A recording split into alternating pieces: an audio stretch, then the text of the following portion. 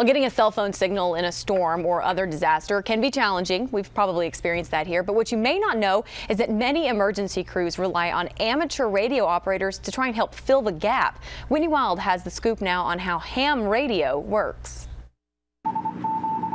In an emergency,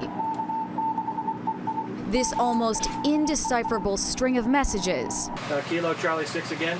could be a lifeline. Everybody thinks that amateur radio is grandpa's radio.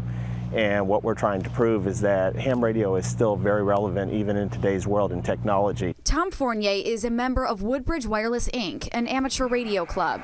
The group helps local emergency rescue teams use radio to communicate when cell phones and call centers fail. Literally at almost any time when there's a disaster, you're going to find the amateur radio operators busy. In tents and trailers, radio enthusiasts are hoping to transmit the most messages in a 24-hour period.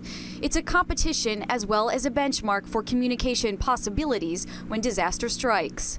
Lloyd Davis is a Morse code master. He's had the hobby since the 50s. When you start as a kid, you know, it's something that you carry on through all your life. It's a lifetime hobby, so it never loses its thrill. Now amateur radio is moving into the 21st century. Today, experts are also using digital technology. They can even send an email over radio waves. We can send messages to anywhere in the world, and we can get messages back. For some, amateur radio is a way to pass the time, a way to feel and be connected. It's kind of a small niche that you can belong to and feel proud about. When typical technology fails and radio is the only option, it's also a way to save a life. I can help someone else that needs help when possibly no one else can.